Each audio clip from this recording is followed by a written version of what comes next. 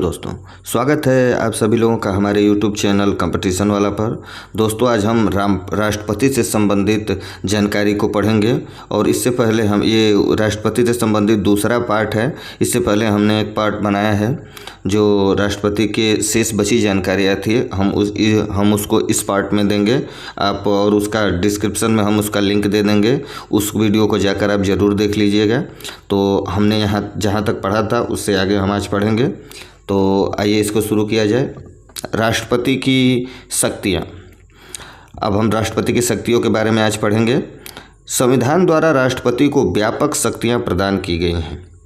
राष्ट्रपति की इन शक्तियों को अधोलिखित वर्गों में विभाजित किया गया है।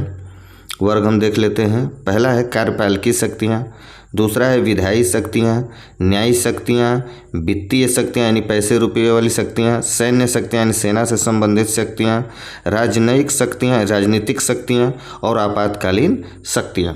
अब हम इसको पढ़ेंगे एक एक करके। कार्यपालिका शक्तियाँ। अनुच्छेद 53 के अनुसार संघ की कार्यपालिका शक्ति राष्ट्रपति में निहित होगी और वह इसका प्रयोग संविधान के अनुसार स्वयं या अपने अधीनस्थ प्राधिकारियों के माध्यम से करेगा। अधीनस्थ प्राधिकारियों से तात्पर्य केंद्रीय मंत्रिमंडल से है।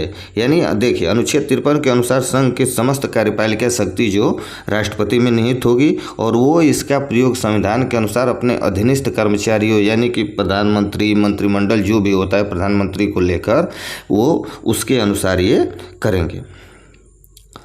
अनुच्छेद 77 के अनुसार भारत सरकार के समस्त कार्यपालिकीकृत राष्ट्रपति के नाम से किए जाते हैं तथा सरकार के सभी निर्णय उसके निर्णय माने जाते हैं। यानी कि जितना भी कार्य किया जाता है वो सब राष्ट्रपति का कार्य माना जाता है और जितना भी निर्णय लिया जाता है वो राष्ट्रपति का ही निर्णय माना जाता है। यानी जितने भी बजट पास होते हैं, जो कुछ भी होता है, इसका अंत में राष्ट्रपति से सिग्नेचर होता है और उसको सबका निर्णय राष्ट्रपति का ही माना जाता है क्योंकि वो राष्ट्राध्यक्ष है। हाँ, ये अलग बात है कि वास्तविक पावर प्रधानमंत्री के अंदर है, मंत्रिपरिषद के अंदर है, लेकिन अंत में दस्तखत जो होती है वो राष्ट्रपति की मोहर से या दस्तखत से होते हैं सभी कार्य। यानी कि सबसे प्रमुख कार्य राष्ट्रपति जब दस्तखत करता है तो उसको मान लिया जाता है, वो कार्य संपन्न हो जाता है।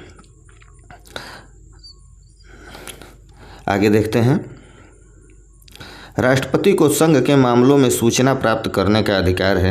अनुच्छेद 78 के अनुसार प्रधानमंत्री का यह कर्तव्य है कि वह राष्ट्रपति को मंत्रिपरिषद के सभी निर्णयों और प्रशासन संबंधी उन सभी मामलों की सूचना दे जिसके बारे में राष्ट्रपति द्वारा ऐसी सूचना मांगी जाए। यानी कि राष्ट्रपति को संघ के मामलों में यानी केंद्र यानी देश के मामले में सभी सूचनाएं मांगने का संसद से उसको अधिकार है और प्रधानमंत्री का यह कर्तव्य है कि राष्ट्रपति जो सूचना मांग रहा है उसको वो दे।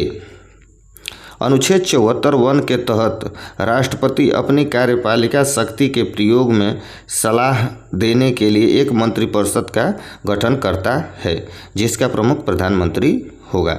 यानी राष्ट्रपति जो है अनुच्छेद 74(1) के तहत राष्ट्रपति अपनी कार्यपालिका शक्ति के प्रयोग के लिए यानी कार्य करने के लिए एक मंत्रिपरिषद का गठन करता है जिसका प्रमुख प्रधानमंत्री होता है। वह भारत के प्रधानमंत्री सहित संघ के अन्य प्रमुख अधिकारियों की नियुक्ति करता है, जैसे कि संघ के मंत्रियों की नियुक्ति, राज्य के राज्यपाल, उच्चतम न्यायालय तथा उच्च न्यायालयों के न्यायाधीशों की नियुक्ति करता है, भारत के महान्यायवादी की नियुक्ति करता है, भारत के नियंत्रक एवं महालेखा परीक्षक की नियुक्ति करता है, संघ लोक सेवा आयोग के अध्यक्ष तथा सदस्यों की नियुक्ति करता है, मुख्य निर्वाचन आयुक्त तथा अन्य निर्वाचन आयुक्त, राष्ट्रीय अल्पसंख्यक आयोग के अध्यक्ष एवं सदस्य, महिला आयोग के अध्यक्ष एवं सदस्य, राष्ट्रीय मानवाधिकार आयोग के अध्यक्ष एवं सदस्य, 11 अनुसूचित जाति तथा अनुसूचित जनजाति आयोग के अध्यक्ष एवं सदस्य, पिछड़ा वर्ग आयोग के अध्यक्ष तथा सदस्य, 13वां है संघ राज्य क्षेत्रों के राज्यपाल या प्रशासन एवं मुख्यमंत्री, दिल्ली व पांडिचेरी के अध्यक्ष या फिर पांडिचेरी के मुख्यमंत्री, वित्त आयोग, राजभाषा आयोग आदि की नियुक्ति राष्ट्रपति करता है। राष्ट्रपति को संघ के कुछ प्रमुख अधिकारियों को पदच्युत यानी पद से हटाने का भी अधिकार है, जैसे संघ के मंत्री, राज्यों के राज्यपाल, भारत के महान्यायवादी, अटॉर्नी जनरल ऑफ इंडिया आदि। ये राष्ट्रपति के प्रसाद पर्यंत अपना पद धारण करते हैं। अनुच्छेद 160 के तहत राष्ट्रपति आकस्मिक या असाधारण परिस्थितियों में राज्यपाल के कृत्यों के निर्वहन हेतु उपबंध कर सकता है। यानी अनुच्छेद 160 के तहत राष्ट्रपति जो है आकस्मिक या फिर साधारणतया परिस्थितियों में राज्यपाल के कृत्यों राज्यपाल जो कार्य करता है उसके निर्वहन के लिए उपबंध या फिर नियम बना सकता है। शासन संबंधी कार्यों को सुचारू रूप से चलाने के लिए तथा मंत्रियों के कार्यों को बांटने के लिए वह नियम बनाता है। यानी मंत्रियों को कौन सा कार्य किसको दिया जाए, कौन सा कार्य किसको दिया जाए, इसके लिए भी वो नियम बनाता है। संघ लोक सेवा आयोग के सदस्यों की संख्या, सेवा शर्तों तथा पदावधि के विषय में नियम बनाने का अधिकार राष्ट्रपति को है। यानी इसके बारे में भी राष्ट्रपति नियम बनाता है। राष्ट्रपति केंद्र, राज्य तथा विभिन्न राज्यों के मध्य सहयोग के लिए एक अंतर्राज्यीय परिषद गठित करता है अनुच्छेद 263 के तहत। वह स्वयं द्वारा नियुक्त प्रशासकों के माध्यम से केंद्र शासित राज्यों का प्रशासन संभालता है। यानी वो जितने भी प्रशासकों को नियुक्त करता है केंद्र शासित राज्यों में और उनका प्रशासन खुद चलाता है। उनके माध्यम से राष्ट्रपति किसी भी क्षेत्र को अनुसूचित या जनजाति क्षेत्र घोषित कर सकता है। इन क्षेत्रों का प्रशासन भी उसके द्वारा ही चलाया जाता है। यानी अनुसूचित या फिर अनुसूचित जनजाति क्षेत्र घोषित जो राष्ट्रपति करता है उसका प्रशासन भी राष्ट्रपति चलाता है। राष्ट्रपति अनुसूचित जाति तथा पिछड़े वर्ग के लिए एक आयोग की नियुक्ति करता है। यानी अनुसूचित जाति और अनुसूचित जनजाति तथा अन्य पिछड़े वर्ग के लिए भी एक आयोग की नियुक्ति करता है। राष्ट्रपति वित्त आयोग, नियंत्रण महालेखा परीक्षक, भाषा आयोग, संघ लोक सेवा आयोग, चुनाव आयोग की कार्यवाही रिपोर्ट को संसद के समक्ष प्रस्तुत करता है। यानी राष्ट्रपति जो है वित्त आयोग, नियंत्रण महालेखा परीक्षक आदि की जो भी रिपोर्ट होती है उसको संसद के सामने प्रस्तुत करता है। इन शक्तियों का प्रयोग राष्ट्रपति मंत्रिपरिषद की सलाह पर करता है। अब हम इसकी विधायी शक्तियाँ देख लेंगे। लेजिस्लेटिव पावर, राष्ट्रपति भारत का राष्ट्रपति संघीय कार्यपालिका का संवैधानिक प्रमुख होने के साथ साथ संसद का भी अभिन्न अंग है, क्योंकि संसद का गठन राष्ट्रपति, लोकसभा तथा राज्यसभा तीनों मिलकर होता है अनुच्छेद 79 के तहत। राष्ट्रपति को व्यापक विधायी शक्तियाँ भी प्रदान की जाती हैं जो अधोलिखित हैं। राष्ट्रपति को संसद का अधिवेशन बुलाने तथा सत्रावसान की घोषणा करने का अधिकार है, किंतु संसद के एक सत्र की अंतिम बैठक और आगामी सत्र की प्रथम बैठक के मध्य 6 माह से अधिक का अंतराल नहीं होना होगा। यानी 6 माह से अधिक का अंतराल नहीं होता है 2 बैठकों के बीच में। इस प्रकार राष्ट्रपति 1 वर्ष में संसद की कम से कम 2 बैठकें बुलाने के लिए बाध्य है। यानी साल में 2 बैठकें राष्ट्रपति बुलाता है। वह सदनों या किसी सदन का सत्रावसान कर सकता है तथा लोकसभा को उसके नियत अवधि के पूर्व भंग कर सकता है अनुच्छेद 85 के तहत। लोकसभा के विघटन के लिए उसे प्रधानमंत्री से परामर्श करना होता है। यानी लोकसभा को समाप्त करने के लिए उसे या फिर भंग करने के लिए उसे प्रधानमंत्री की परामर्श की आवश्यकता होती है। राष्ट्रपति लोकसभा के प्रत्येक आम चुनाव के पश्चात प्रथम सत्र के आरंभ में तथा प्रत्येक वर्ष प्रथम सत्र और हर साल का पहला सत्र के आरंभ में संसद के दोनों सदनों के संयुक्त बैठक को संबोधित करता है, जिसमें वह सरकार के सामान्य नीति तथा भावी कार्यक्रमों का विवरण देता है। परंतु यह राष्ट्रपति का व्यक्तिगत अभिभाषण नहीं होता, बल्कि मंत्रिमंडल द्वारा लिखा गया होता है। यानी जो मंत्रिमंडल लिखा होता है वही भाषण राष्ट्रपति देता है अनुच्छेद 87 के तहत। राष्ट्रपति उक्त आरंभिक अभिभाषण के अतिरिक्त कभी भी संसद के किसी एक सदन या संयुक्त सदन में अभिभाषण कर सकता है तथा उसके लिए सदस्यों की उपस्थिति की अपेक्षा कर सकता है। उसे संसद के किसी सदन को लंबित किसी विधेयक के संबंध में संदेश भेजने का अधिकार है अनुच्छेद 86 के तहत। यदि किसी साधारण विधेयक पर संसद के दोनों सदनों में मतभेद हो तो राष्ट्रपति ऐसे विधेयक को पास करने के लिए संयुक्त अधिवेशन बुला सकता है अनुच्छेद 108। यानी लोकसभा और राज्यसभा दोनों के मध्य मतभेद हो जाता है किसी विधेयक को लेकर तो राष्ट्रपति संयुक्त एक साथ उन लोगों को अधिवेशन जो होता है वो बुला सकता है अनुच्छेद 160 के तहत। राज्यसभा में साहित्य, विज्ञान, कला और समाज सेवा के क्षेत्र में विशेष ज्ञान या अनुभव रखने वाले व्यक्तियों को प्रतिनिधित्व देने के लिए राष्ट्रपति द्वारा 12 सदस्य मनोनीत किए जाते हैं अनुच्छेद 80 के तहत, यानी कि जो खेल, साहित्य, कला, विज्ञान के क्षेत्र में विशेष अनुभव रखते हैं, ऐसे 12 सदस्यों को राष्ट्रपति मनोनीत कर सकता है। संसद द्वारा पारित विधेयक राष्ट्रपति की अनुमति के पश्चात ही कानून बनता है, यानी संसद द्वारा कोई विधेयक जो लोकसभा से या फिर राज्यसभा या संसद से पास हो जाता है तो राष्ट्रपति के दस्तखत के बाद वो कानून बन जाता है। धन विधेयक तथा संविधान संशोधन विधेयक को छोड़कर अन्य विधेयक को राष्ट्रपति संसद को पुनर्विचार के लिए लौटा सकता है, यानी धन विधेयक और संविधान संशोधन विधेयक को छोड़कर राष्ट्रपति संसद को पुनर्विचार के लिए लौटा सकता है किसी अन्य विधेयक को। अनुच्छेद 111 के अनुसार संसद के दोनों सदनों द्वारा पारित विधेयक जब राष्ट्रपति के समक्ष अनुमति के लिए रखा जाता है तब वह उस पर अपनी अनुमति दे सकता है या अनुमति नहीं दे सकता है या पुनर्विचार के लिए वापस कर सकता है। किंतु यदि संसद द्वारा विधेयक संशोधन सहित या संशोधन रहित पुनः पारित कर दिया जाता है तब राष्ट्रपति उस पर अपनी अनुमति देने के लिए बाध्य हो जाता है। जब राज्य विधानमंडल द्वारा पारित किसी विधेयक को राज्यपाल अनुच्छेद 200 के तहत राष्ट्रपति के विचार के लिए सुरक्षित कर लेता है तब राष्ट्रपति विधेयक पर अपनी अनुमति देता है अथवा अनुमति रोक लेता है, अथवा राज्यपाल को यह निर्देश देता है कि विधेयक यदि वह धन विधेयक नहीं हो तो राज्य विधानमंडल को पुनर्विचार हेतु वापस भेज दे। यदि राज्य विधानमंडल विधेयक को संशोधन सहित या रहित पारित कर पुनः राष्ट्रपति की अनुमति के लिए भेजता है तो राष्ट्रपति यहां अनुमति देने के लिए बाध्य नहीं है, यानी कि ऐसा नहीं है कि भेज दिया तो अनुमति देगा ही देगा, वो बाध्य नहीं है। कुछ विधेयकों को संसद में प्रस्तुत किए जाने के पूर्व राष्ट्रपति की पूर्व सहमति आवश्यक होती है, किंतु यदि कोई विधेयक राष्ट्रपति की पूर्व अनुमति के बिना भी संसद में पेश कर दिया जाता है तो उसे न्यायालय द्वारा वैध नहीं घोषित किया जा सकता। यानी कुछ विधेयकों को संसद में पेश करने के लिए राष्ट्रपति की अनुमति आवश्यक है, लेकिन अगर अनुमति न भी लिया जाए और पेश कर दिया जाए तो उसे अवैध नहीं माना जाएगा।